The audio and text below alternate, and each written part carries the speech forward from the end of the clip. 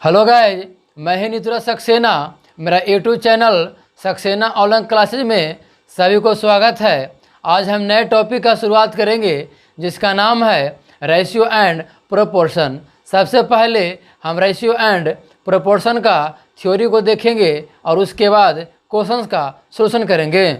चलिए सबसे पहले हम थ्योरी को देखते हैं। चलिए सबसे पहले रेशियो का हिंदी होता है अनुपात। इसका परिभाषा होता है दो सजातीय राशियों के बीच तुलनात्मक संबंध को अनुपात कहते हैं। दो सजातीय राशियों के बीच तुलनात्मक संबंध को अनुपात कहते हैं। जैसे देखिए ए अनुपात बी है तो इसे हम मैथमेटिकल मीनिंग में ए बटा बी लिख सकते हैं। ए अनुपात बी को मैथमेटिकल मीनिंग में ए बटा बी लिख सकते हैं। अब चलते हैं टाइप्स ऑफ रेशियो यानी कि अनुपात का प्रकार। देखिए पहला में होता है कंटिन्यूड रेशियो, इसका हिंदी होता है विततानुपाती। और दूसरा में है रिवर्स रेशियो, इसका हिंदी होता है विलोमानुपात।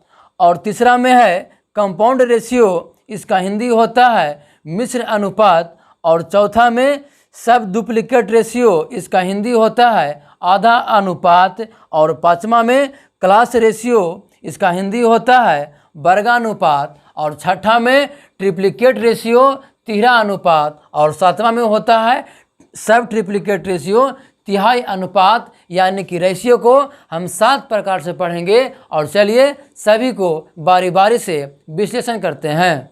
चलते हैं टाइप्स ऑफ रेशियो में। पहला नंबर में है कंटिन्यूड रेशियो वित्तानुपाती। इसका परिभाषा होता है 3 सजातीय राशि ए बी एवं सी में ए के साथ जो बी का संबंध है बी के साथ वही संबंध सी का हो तो इस आपसी संबंध को वित्तानुपाती कहते हैं। देखिए एग्जाम्पल लिए हैं, यदि ए बी एवं सी आपस में वित्तानुपाती है तो देखिए ए का जो संबंध बी के साथ होगा, ए का जो संबंध बी के साथ होगा वही संबंध बी का सी के साथ होगा। ए का जो संबंध बी के साथ होगा वही संबंध बी का सी के साथ होगा तो इस आपसी संबंध को हम वित्तानुपाती कहते हैं। तो इसे हम लिख सकते हैं बी स्क्वायर बराबर ए सी। देखिए यह एक फार्मूला बन गया बी स्क्वायर बराबर ए सी। देखिए एक एग्जाम्पल लिए हैं 3, 5 एवं x आपस में वित्तानुपाती है तो x बराबर भाट। तो देखिए 3 का जो संबंध 5 के साथ होगा, 3 का जो संबंध 5 के साथ होगा वही संबंध 5 का x के साथ होगा। 3 का जो संबंध 5 के साथ होगा वही संबंध 5 का x के साथ होगा। तो इस प्रकार के आपसी संबंध को वित्तानुपाती कहते हैं। तो x के मान पूछा है यानी कितना हो जाएगा 25 बराबर कितना हो जाएगा 3x। तो आप लिख सकते हैं x बराबर 25 बटा कितना हो जाएगा 3। यही क्या हो जाएगा आंसर, यानी कि जो x का मान हो जाएगा 25 बटा 3 हो जाएगा। देखिए ये फार्मूला होता है बी स्क्वायर बराबर ए सी। आप इस पर भी बैठाएंगे तो b का मान कितना है 5, तो 25 बराबर ए सी, ए का मान 3 और सी का मान कितना हो जाएगा x हो जाएगा। तो 25 बराबर 3x यानी x बराबर 25 बटा 3 होगा। और चलते हैं अगले रेशियो में। चलिए चलते हैं सेकंड रेशियो में। कहता है रिवर्स रेशियो, इसका हिंदी होता है विलोमानुपात।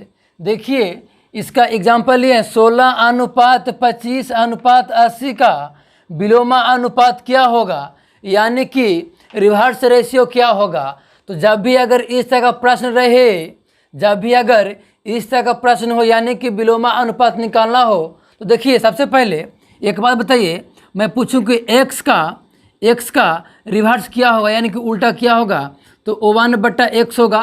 तो सबसे पहले सभी का रिवर्स लिखेंगे। 16 का रिवर्स 1 बटा 16 और 25 का रिवर्स 1 बटा 25 और 80 का रिवर्स जो होगा 1 बटा 80 होगा। और इसका रेशियो पूछ रहा है यानी कि अनुपात पूछ रहा है। तो सबसे पहले जो हर है उसका एलसीएम लेंगे। क्या लेंगे? एलसीएम। तो 16, 25 और 80 का एलसीएम कितना हो जाएगा?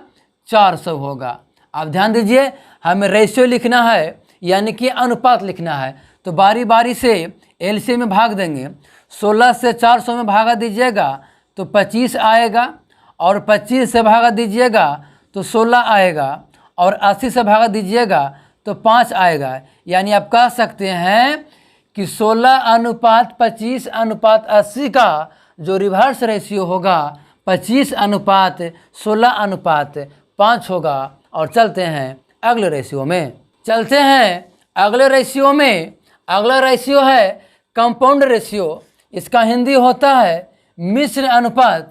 और देखिए इसका परिभाषा है 2 या 2 से अधिक अनुपातों के प्रथम पदों का गुणनफल। 2 या 2 से अधिक अनुपातों के प्रथम पदों का गुणनफल एवं द्वितीय पदों का गुणनफल में जो अनुपात होगा वही मिश्रित अनुपात कहलाएगा।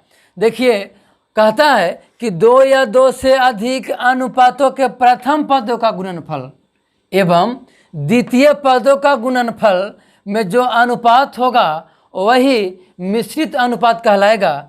एक एग्जाम्पल लिए हैं 3:5, 1:2 और 4:7। इसका मिश्रित अनुपात ज्ञात करना है। तो देखिए परिभाषा में कहता है प्रथम पदों का गुणनफल एवं द्वितीय पदों का गुणनफल में जो अनुपात होगा वही मिश्रित अनुपात होगा। तो देखिए 3:5 में प्रथम पद कौन है? 3 है। 1:2 में प्रथम पद कौन है? 1 है। और 4:7 में प्रथम पद कौन है? 4 है। यानी कि प्रथम पद का गुणनफल एवं द्वितीय पदों का गुणनफल 3:5 में द्वितीय पद 5 है, और 1:2 में द्वितीय पद 2 है, और 4:7 में द्वितीय पद 7 है। यानी कि द्वितीय पद का गुणनफल में जो अनुपात होगा वही मिश्रित अनुपात कहलाएगा। यानी कि 3 × 1 3 और 3 × 4 12, यानी कि 12 अनुपात 5 × 2 10 और 10 × 7 कितना हो जाएगा?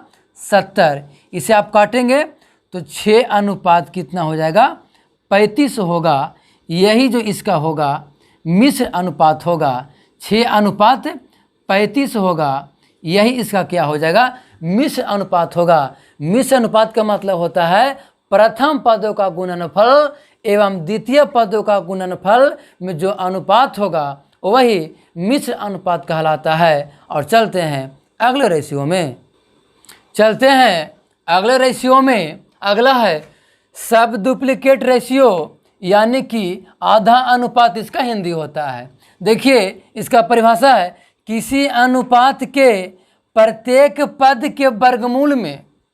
कहता है किसी अनुपात के प्रत्येक पद के वर्गमूल में जो अनुपात होता है उसे आधा अनुपात कहते हैं।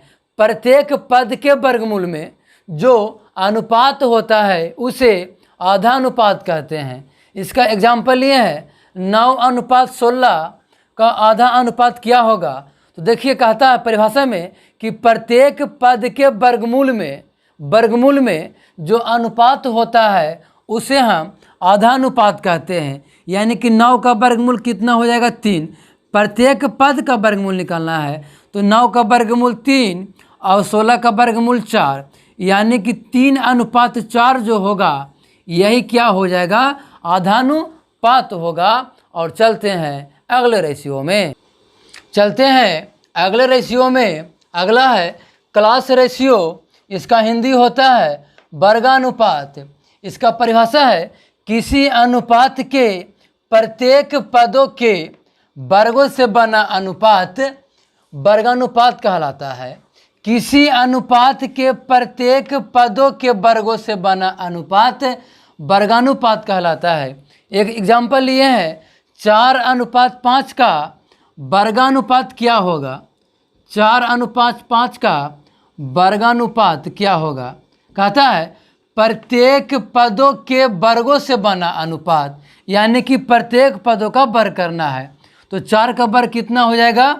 16, और अनुपात है तो अनुपात, और 5 का वर्ग कितना हो जाएगा 25, यानी कि 4:5 का वर्गानुपात कितना हो जाएगा 16:25 होगा। और चलते हैं अगले रेशियो में। चलते हैं अगले रेशियो में। अगला रेशियो है ट्रिप्लिकेट रेशियो, यानी कि तिहरा अनुपात। इसका परिभाषा होता है कि किसी अनुपात के प्रत्येक पदों के घनों से बना अनुपात तिहरा अनुपात कहलाता है। किसी अनुपात के प्रत्येक पदों के घनों से बना अनुपात तिहरा अनुपात कहलाता है। एक एग्जाम्पल है कि 3:4 का तिहरा अनुपात क्या होगा। तिहरा अनुपात क्या होगा। देखिए परिभाषा कहता है कि प्रत्येक पदों के घनों से बना अनुपात तिहरा अनुपात कहलाता है, यानी प्रत्येक पदों के घनों से बना अनुपात तिहरा अनुपात कहलाता है। तो पहला पद कितना है 3, तो 3 का घन कितना हो जाएगा 27 हो जाएगा। और दूसरा कितना है 4, 4 का घन कितना हो जाएगा 64 हो जाएगा, यानी कि 3:4 का तिहरा अनुपात कितना हो जाएगा 27:64 हो जाएगा। और चलते हैं अगले रेशियो में। चलते हैं अगले रेशियो में। अगला रेशियो है सब ट्रिप्लिकेट रेशियो। इसका हिंदी होता है तिहाई अनुपात। इसका परिभाषा है किसी अनुपात के प्रत्येक पदों के घनमूलों से बना अनुपात तिहाई अनुपात कहलाता है। किसी अनुपात के प्रत्येक पदों के घनमूलों से बना अनुपात तिहाई अनुपात कहलाता है। इसका एक एग्जाम्पल लिए हैं 64:125 का तिहाई अनुपात क्या होगा, यानी कि इसका तिहाई अनुपात यानी कि 64:125 का तिहाई अनुपात क्या होगा। इसका परिभाषा कहता है प्रत्येक पदों के घनमूलों से बना अनुपात तिहाई अनुपात कहलाता है।